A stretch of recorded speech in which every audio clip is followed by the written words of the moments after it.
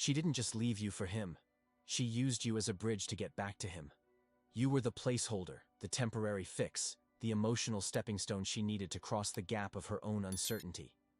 And now that she's on the other side, she has kicked the bridge out from under you, leaving you to fall into the abyss alone.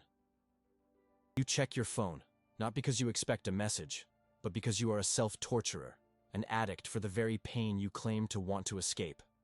And there it is. A picture. Her. With him. The man she swore was a ghost of the past, a closed chapter. He is smiling, and she is smiling in that way she used to smile only at you. A gut punch delivered with surgical precision. She didn't just break up with you, she erased you. Every inside joke, every late-night conversation, every promise whispered in the dark, all of it has been transferred, reallocated to a previous owner. You were not an upgrade, you were a rental, and your lease has expired. Your mind becomes a war room where you are the sole casualty, replaying every moment, searching for the fatal error, the single mistake that led to this catastrophic failure. You analyze her words, her texts, her silences, looking for clues you missed, but you're looking for the wrong thing. The mistake wasn't in your actions, it was in your fundamental misunderstanding of the game. You thought you were playing for love. She was playing for power. The Roman philosopher Seneca wrote, "We suffer more often in imagination than in reality." Your current agony is not just from her leaving. It is from the story your imagination is now telling you. The story of your inadequacy, of his superiority, of your ultimate and irreversible defeat. This story is a poison, and you are drinking it willingly. Your instinct, that primal emotional core, is screaming for you to react, to call her, to demand an explanation, to fight for her, to lay out the logical case for why you are the better man. You want to show her the photos of your time together, to remind her of the happiness she is throwing away. This instinct is the siren song of your own destruction. It is the impulse of a slave begging for his master's affection. Every text you send, every call you make, every desperate plea you voice only confirms her decision. It proves to her that she holds all the power, that you are emotionally dependent on her validation, and that she was right to discard someone so weak. You become a spectacle of neediness, validating her choice and solidifying his victory. But what if the path to true power, the ultimate reversal of this dynamic, lies not in action, but in its complete and total opposite? What if the most devastatingly effective strategy is to do nothing? Not a passive, wounded nothing, but a cold, calculated, and weaponized silence. A strategic disappearance so abrupt and so absolute that it creates a vacuum in her reality. A void that, in time, her own curiosity and ego will be forced to investigate. This is not about winning her back. Let's be clear, the man she left you for can have her. This is about a much grander prize. Winning the war for your own soul, reclaiming your throne, and building an empire of self-reliance so magnificent that her memory becomes nothing more than a footnote in your history. This is the art of strategic indifference, a psychological warfare tactic that transforms the rejected into the unattainable. You are ready to stop being a casualty of her choices and start becoming the architect of your own power. Then subscribe to Psychological Dominion, activate all notifications, and press the like button to declare your commitment to this new doctrine. And in the comments below, I want to know where this message is reaching you. Tell me the city or country from which you are beginning this campaign. Let's build a map of the new empire, one soldier at a time. Let's perform an autopsy. Before you can rebuild an empire, you must first understand, with cold forensic detail, how the old one crumbled. Your emotional state right now is a crime scene, and you are both the victim and the primary suspect. You believe she left you. This is a comforting lie. The truth is far more brutal. You were expelled. You were methodically, systematically, and quietly demoted from partner to subordinate, from asset to liability, and finally, from liability to forgotten memory. This was not a sudden event. It was a process. A slow, silent erosion of your authority that you not only permitted but actively facilitated. You were not a casualty of love. You were a casualty of your own strategic incompetence.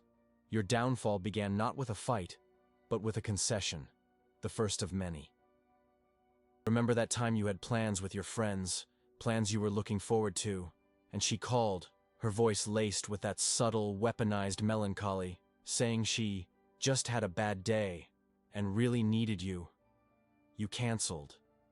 You told yourself it was the noble thing to do, the act of a caring partner. What you failed to see was the test. She was probing the perimeter of your world, testing the strength of your boundaries. You showed her there were none she couldn't breach with the right emotional key. She tested. You yielded. She won. This was the first brick you removed from the wall of your own sovereignty. You taught her that her emotional state had veto power over your personal life, your commitments, and your identity outside of her. This is the first stage of decay. Emotional concession.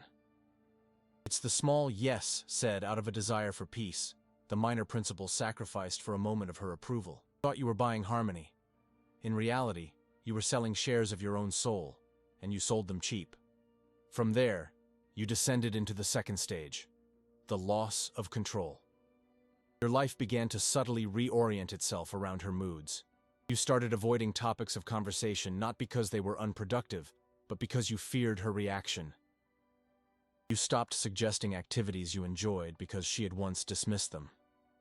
The emotional climate of your shared reality was now entirely regulated by her. You found yourself walking on eggshells, constantly monitoring her for signs of disapproval, like a courtier trying to placate a volatile queen. This is where her silence became a tool of power. Silence is dominance, not disinterest. When she would go quiet after a disagreement, you would scramble to fill that void, apologizing, explaining, pleading. You interpreted her silence as your failure, a problem you needed to solve. You never considered that her silence was the solution, her solution to controlling you. By doing nothing, she forced you to do everything. You became the frantic performer, desperate to win back the attention of a bored audience of one. When you apologized for things that were not your fault, simply to end the suffocating quiet, you signed your surrender. You conceded that her emotional comfort was more important than objective truth, more important than your own perspective. This naturally leads to the third, and perhaps most pathetic stage, the desperate search for validation. Your actions were no longer self-motivated. You did things not for the intrinsic value of the act, but for the reaction you hoped to elicit from her. That expensive gift wasn't an act of pure generosity. It was a bid for her affection after a week of emotional distance. That compliment you gave her wasn't a spontaneous expression of admiration. It was an investment you hoped would pay dividends in the form of her approval. You outsourced your self-worth. Her smile became the metric of your success as a man. Her praise was the fuel you needed to function. And when it was withheld, as it increasingly was, you entered a state of withdrawal, a desperate panic. You started asking questions like, "Is everything okay? Are you mad at me? Did I do something wrong?" These questions are the anthem of the powerless. You were no longer her partner. You were her subject, begging for a sign that your standing in the kingdom was secure. This dynamic is not unique to romance. It is the same dynamic as the employee who stays late not to be productive, but to be seen by the boss. It's the friend who always pays for lunch, hoping to buy loyalty. In every scenario, the outcome is the same. The supplicant is never respected, only used. Once your self-worth was fully dependent on her, you were trapped in the fourth stage, affective dependency. This is the point of no return. Her presence was no longer a want, it was a need, as vital and as addictive as a drug. Her absence created a vacuum in your psyche. A text message from her could make your day. The lack of one could ruin it. You had completely fused your identity with hers. The problem with this is that you cannot merge with something you do not control. You gave her the power not just to make you happy, but to define your happiness. This is why the breakup felt like a death. It wasn't just the end of a relationship. It was the annihilation of your borrowed identity. You were not grieving her. You were grieving the collapse of the entire fragile reality you had built around her validation. You had made her your god, and she had just proven herself to be an indifferent one. Do you recognize these stages in your own history? If the bitter taste of truth is in your mouth, It's because this diagnosis is correct. To receive the cure, you must first subscribe to the doctrine. Subscribe to psychological dominion. Activate all notifications so you don't miss a single command, and hit the like button as a salute to your own liberation. In the comments, answer this. Which of these stages of decay was your primary battlefield? Be honest. The first step to victory is a clear assessment of the defeat. Now I know the objections forming in your mind. But I loved her, you'll say. I was just being a good boyfriend. This is the grandest delusion of the defeated man. You have confused love with abdication. Love, in its strategic form, is a partnership between two sovereign powers. What you practiced was not love. It was appeasement. You laid down your weapons, your borders, and your principles as a tribute, hoping she would show you mercy. But in the world of interpersonal dynamics, unconditional surrender is always met with contempt, not admiration. She didn't see a loving partner. She saw a weak nation, ripe for colonization. And she acted accordingly. Another objection. Relationships shouldn't be a game. It's not about winning or losing. This is the noble lie told by those who are losing. You may not want to play the game, but you are on the board. She is playing. Society is playing. Power dynamics are an inescapable law of human interaction, like gravity. You can choose to ignore gravity, but you will still hit the ground. By refusing to acknowledge the game, you did not elevate yourself above it. You simply made yourself an easy opponent. You played checkers while she was playing chess, and your king was taken before you even realized the game had begun. She tested you, and you failed. You failed not because you are a bad person, but because you were an ignorant soldier. You walked onto a battlefield armed with poems and apologies, and you were met with cold, hard strategy. The final stage of your collapse was the break of silence. After she left, you did exactly what she expected. You called. You texted. You wrote long, pleading emails, laying out a logical case for your value, reminding her of the good times, demanding an explanation. Every one of those messages was a nail in your own coffin. You thought you were fighting for her, but you were only confirming her decision. You provided her with the final irrefutable proof that she had all the power. Your desperate pursuit demonstrated your neediness, your lack of options, your emotional ruin in her absence. You became a spectacle. You validated her choice to leave, and, in doing so, you cemented his victory. He didn't have to win her. You simply lost her. You handed her to him on a silver platter, gift-wrapped in your own desperation. This fall from grace was not visible. It didn't happen in a single dramatic moment. It happened in the silence between your text and her reply. It happened in your hesitation to say no. It happened in every yes you uttered, not from conviction, but from fear. Death by 1,000 small cuts. A quiet dismantling of your frame until nothing was left. You were the architect of your own demise. But here is the critical truth you must absorb.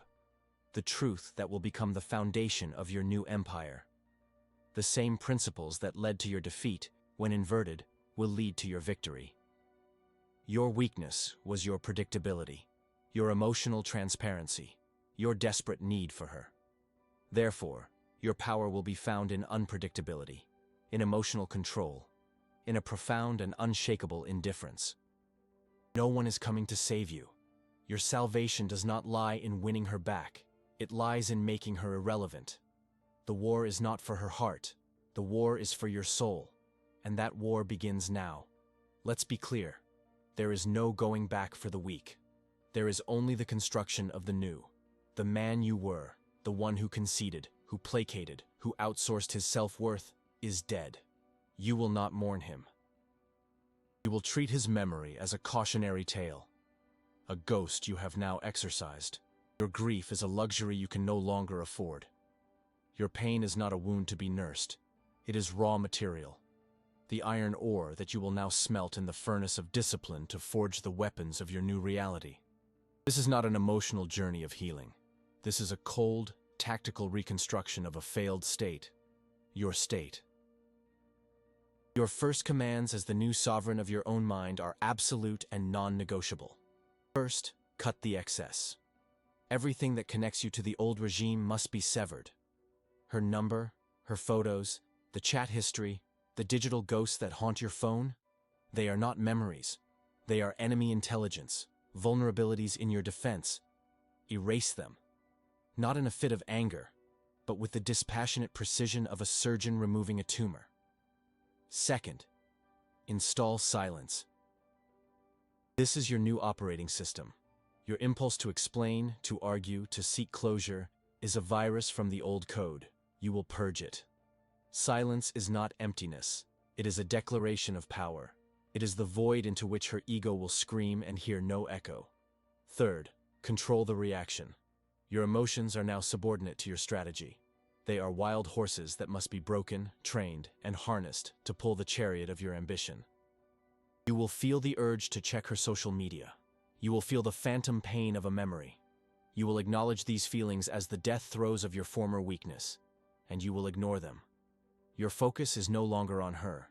It is on the blueprint of the man you are becoming. The first phase of this reconstruction is the reinstallation of scarcity. You made yourself abundant, a utility she could tap into at will. You were always available, always responsive. Your value plummeted because your supply was infinite. Now you will become the rarest of commodities. You will disappear. This is not a dramatic announcement. It is not blocking her, which is a childish emotional reaction that screams, "I am hurt." No. You will simply vanish from her life with no explanation. Silent pivot. One day you are the needy, desperate ex filling her inbox. The next, this complete and unannounced withdrawal is a psychological masterstroke. It short-circuits her expectations. She anticipates pursuit, begging, anger. She is prepared for that. It feeds her ego and validates her decision. She is not prepared for nothing. She is not prepared for a sudden, deafening silence that offers no clues. This creates a powerful cognitive dissonance in her mind. The man who was emotionally dependent on her has suddenly ceased to exist. Where did he go? What is he doing? Her narrative, in which she is the protagonist who made the powerful choice to leave the weak man, is now disrupted by a question mark she cannot answer. You are no longer playing her game. You have taken the board off the table. Be the absence that weighs heavily, not the presence that begs. Second phase is the imposition of absolute silence. Inevitably, her curiosity or ego will compel her to reach out. It may be a text message, a "how are you?" or a "just thinking of you." Do not be fooled. This is not an olive branch. It is a reconnaissance mission. She is probing your new defenses, testing to see if the weak, predictable man is still in there. Your response to this probe will determine the entire outcome of this war. Your response will be nothing. You will read the message, and you will put your phone down. You will feel the adrenaline, the jolt of hope from your old, slave self. You will command that self to be silent. Every hour that passes without your reply, the power dynamic shifts incrementally in your favor. Her casual probe, meant to elicit a quick, eager response from you, now hangs in the digital air, unanswered. The question is no longer, "How is he?" The question becomes, "Why isn't he answering me?" She has lost control of the interaction. She sent a signal and received no data back. This is dominance. Not responding is a statement that you are operating on a timeline she does not dictate, focused on priorities in which she is not included. If a response is absolutely necessary for logistical reasons, it must be delayed, brief, and stripped of all emotion. It must be the kind of response you would give to a stranger asking for directions. Light, detached, and final. Don't reconquer. Replace with a sharper silence. The third and most critical phase is the total reallocation of your resources toward the construction of hierarchy. The energy you once spent analyzing her moods and trying to win her approval will now be channeled into building your empire. This is a multi-front war. First, the physical front. The gym becomes your temple and your laboratory. You are not there to get a revenge body. You are there to forge discipline. Every painful repetition, every drop of sweat, is you converting the poison of your memory into the steel of your physical presence. You build armor. You become physically imposing, not for her, but because a powerful physique commands respect from the world. Second, the financial front. Your career, your business, your investments. This is your territory. You will become obsessed with winning here. You will work longer, smarter, and more ruthlessly than ever before. Money is a tool of power. It buys freedom, options, and insulation from the emotional whims of others. You will build a financial fortress so high that no one can ever hold leverage over you again. Third, the social front. You will systematically build a new, high-value social circle. You will reconnect with ambitious men. You will pursue social activities that place you in proximity to power and influence. You will become a node of social value, a man people want to be around, not because you are nice, but because you are interesting and your presence confers status. Your life will become so full, so engaging, that the void she left is filled 100 times over. Finally, the symbolic front. This is the cultivation of your inner world. Read the great philosophers, learn a new language, master a difficult skill, become a man of substance and depth. The philosopher king does not mourn a fallen province. He uses its rubble to build a higher wall for his citadel. You are not just getting over her. You are outgrowing her on every conceivable level. You are making the man she left a relic of a forgotten past. This entire process is a plan, not a hope. It is an algorithm for the restoration of dominion. Bold, it is methodical, and it is brutally effective because it is based on the immutable laws of human nature, not the fleeting fantasies of romance. A man who wants to be loved will be discarded. A man who imposes his presence will be feared. And in the long run, fear garners a more stable form of respect than a needy plea for affection ever will. You are not trying to win her back. You are making her irrelevant. You are building a new kingdom on the ashes of your old one. And when she eventually looks over the wall, she will not see the man she left. She will see a king on a throne she is no longer worthy to approach. This is your birthright, the power you abdicated, and are now reclaiming through sheer force of will. This is the blueprint. Before you execute, you must commit. Subscribe to Psychological Dominion, activate all notifications so you never miss a command, and press the like button to forge your allegiance to this new code. And in the comments, answer this with a single word. What is the first pillar of your new empire you will build, starting today? Physical, financial, social, or symbolic? Declare your primary target. And so, the day comes. It always does. It arrives not with a storm, but with a quiet ping on your phone. Notification. It's her name. For the man you were, this would have been a surge of adrenaline, a cocktail of hope and dread. For the man you are now, it is merely data. You open the message. There's no grand apology, no desperate plea. There is only a casual probe, a line cast into the waters to see if the old wounded fish will still bite. Hey, I saw that picture of you online from that charity gala. You look great. Hope you're doing well. It is a masterpiece of casual condescension, an attempt to re-establish a connection on her terms, to check if her power over you still holds a current. She expects a quick, eager reply. She expects you to be grateful for the crumb of attention. She is playing a move from an old game, not realizing the board has been burned and replaced with a throne. You read the words. You feel nothing. Not anger, not satisfaction, not even the ghost of pain. You feel the same dispassionate interest a biologist might feel observing a specimen under a microscope. You see the mechanism at play. Her ego requires a status report. Her narrative of the benevolent queen who let the weak courtier go requires confirmation that he is, indeed, still weak and still a courtier. Your lack of response in the preceding months has created a vacuum, a question mark in her reality, and her ego cannot tolerate an unanswered question. This message is not about you. It is about her. It is an attempt to resolve the cognitive dissonance your silence has created. You put the phone down. You go back to your work. You finish your workout. You meet with your partners. Hours pass. Then a day. The power is not in ignoring her. The power is in the fact that responding to her is not a priority in the empire you now command. When you finally decide to reply, it is an act of administrative closure, not emotional engagement. Your thumbs type a response that is the epitome of strategic indifference. It is polite, it is final, and it is utterly devoid of warmth or interest. Thank you, all is well, wish you the best. You do not ask how she is. You do not open a door for further conversation. You do not use an emoji, you use a period, a full stop. It is the linguistic equivalent of a steel door slamming shut, locking, and then dematerializing. You have not just ended the conversation, you have ended the entire possibility of a universe in which a conversation between you and her holds any meaning. You then archive the chat, not blocked, archived, sent to a digital tomb where it can no longer generate notifications. You have not erased her, you have simply filed her away under irrelevant. This is the final stage of your ascension.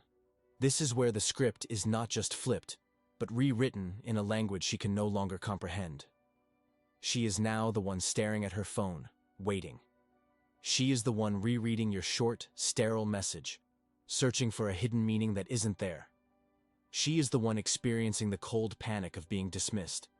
The power dynamic has not just inverted, it has been annihilated. You are no longer on opposite ends of a seesaw. You have left the playground entirely. You are in orbit, looking down at the small park where she is still trying to play a child's game. She thought she had checkmated your king. But you were never a king on her board. You were an emperor building a new galaxy, and you simply forgot that the little game ever existed. Her power was entirely dependent on your participation in her reality. By creating a new, superior reality of your own, you rendered her power null and void. This is the nature of true revenge. It is not about inflicting pain. That is the strategy of the weak. True revenge is making the person who hurt you an insignificant footnote in the epic of your own life. It is about building an existence so magnificent, so fulfilling, so powerful, that their memory becomes a pale, distant ghost. They are no longer a villain or a lost love. They are just a name from a previous chapter that you barely remember writing. Your greatest punishment is not your hatred. It is your profound and unshakable indifference. It is the realization that her decision to leave you was not the tragic climax of your story, but the boring, forgotten prologue to your masterpiece. She unleashed you.